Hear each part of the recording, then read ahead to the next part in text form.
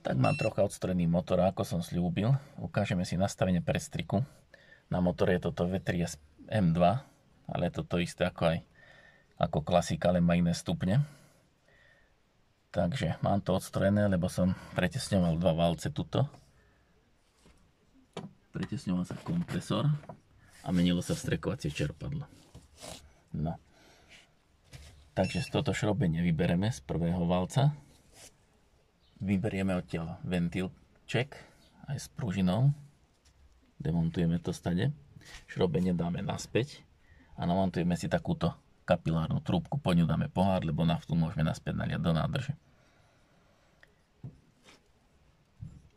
Pokiaľ zapneme čerpadlo alebo sa začne ručne ťahať pumpičkou, pokiaľ elektrické čerpadlo nemá vetrieska, tak nafta nám bude vytekať cez túto trúbku.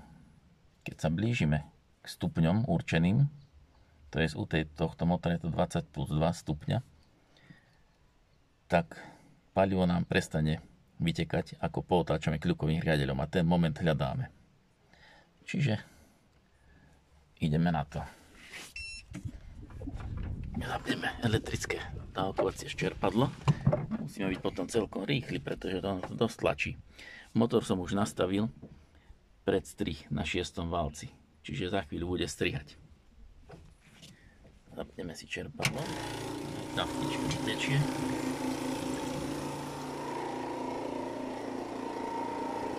Takže tuto máme stupne.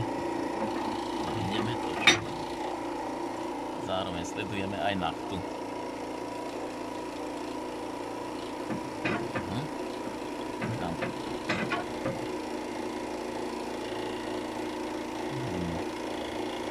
Ešte odklapkáva.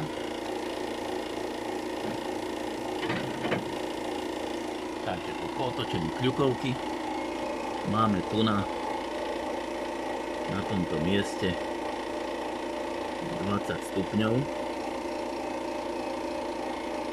Tuto má nejakých 19 zóna, takže malý linko pridám predstrik. Dám to na tú 20, 21. Vypneme čerpadlo.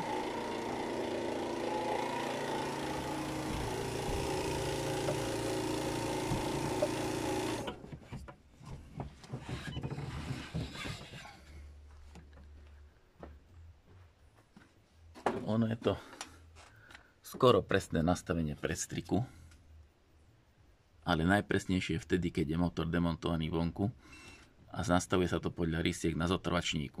Pretože som mal skúsenosti, že keď som dal povedzme tam na 20 stupňov vzadu, tak tuto bola nejaká odchýlka malá na tejto remenici. Čiže no tak ale podľa tohto, keď sa budeme držať, tak to nastavíme približne na tých 20 stupňov a mal by ten motor chodiť dobre. Takto sa nastavuje predstrik. Čiže pootáčame a keď nám prestane tiecť nafta z tej trúbky, vtedy je doba predstriku, ktorý hľadáme tuto. Tuto sa troška upraví na 20 stupňov. Ako sa pridáva predstrik. Čerpadlo sa nám točí opačne ako kľukový riadeľ, to je doľava. A keď chceme pridať predstrik, tak máličko v smere otáčania čerpadla ťukneme do neho, keď povolíme tie šrobíky tam. Keď chceme ubrať, tak naopak. Opačným smerom, proti smeru otáčania čerpadla. Takže, tak je to s týmto predstrikom. Ono od ducha nastavovať motor sa dá, ale hlavne vo vyšších teplotách sa to neodporúča, lebo väčší predstrih prehrieva piesty a ľahko môže dojsť aj k zadretiu. Takže toľko k tomu.